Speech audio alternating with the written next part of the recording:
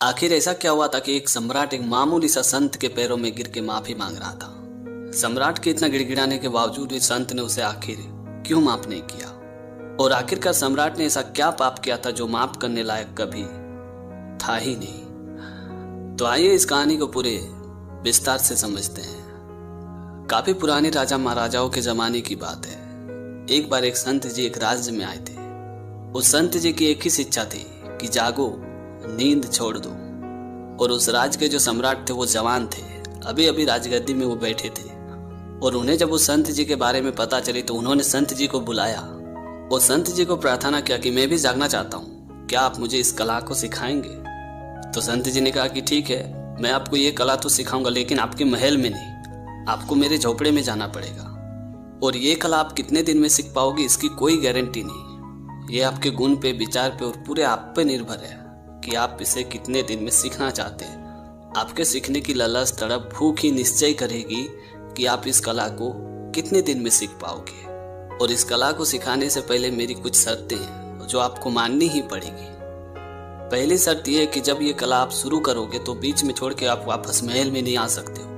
और दूसरी शर्त यह है कि मैं इस कला को आपको जैसे चाहे सिखा सकता हूँ, आपको इसमें रोक टोक करने की कोई अनुमति नहीं है। और तीसरी शर्त यह है कि जो मैं आपको कहूँगा वो बात आपको मानना पड़ेगा। उस संत जी की बात सुनने के बाद सम्राट पूरी तरह से राजी हो गए और अगली सुबह संत और सम्राट उनके आश्रम में पहुंच गए। उसके बाद संत ने सम्राट से कहा कि आज से पहला पाठ तुम्हारा शुरू होता है।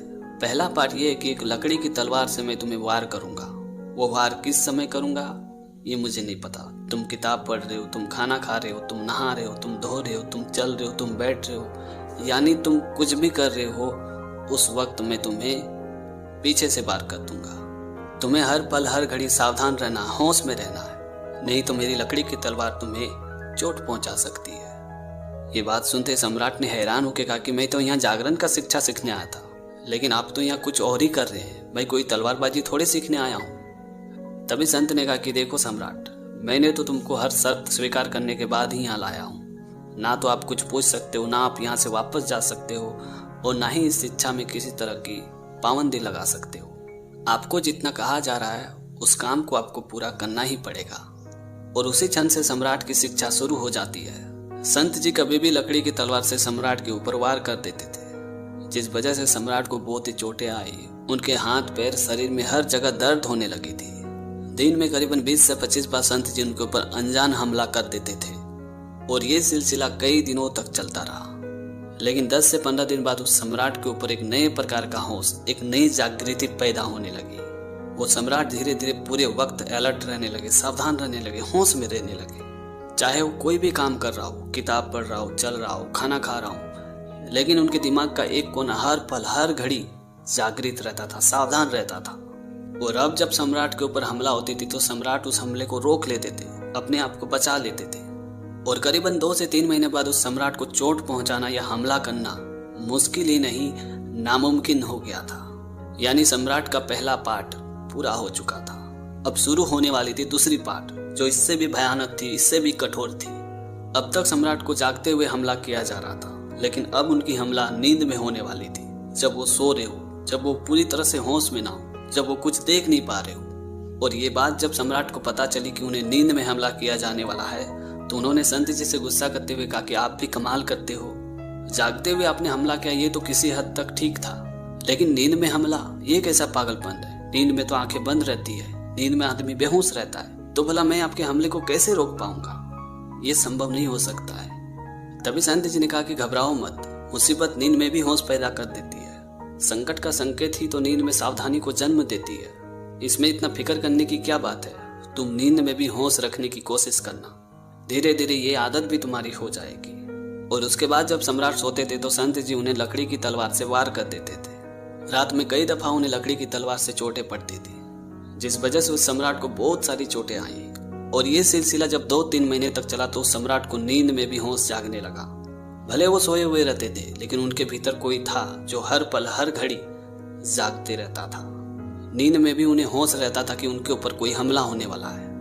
अब नींद में जब संत जी उनके ऊपर वार करते थे तो वो नींद में भी उस वार को रोक लेते थे। और ये सिलसिला जब 2-3 महीने तक चला तो एक धीमी सी आवाज भी उन्हें चौकन्ना कर देती थी। यानी नींद में भी उन्हें एक ऐसी शक्ति मिल गई थी जो हर पल हर समय चौकन्ना रहता था। अब वो सम्राट चाहे जाग रहा हो या सो रहा हो, उनके ऊपर वार करना मुश्किल ही नहीं नामुमकिन हो गया था। एक अजीब सी शक्ति उन्हें मिल गई थी। इस बात से वो सम्राट बहुत ही खुश था, बहुत ही प्रसन्न था।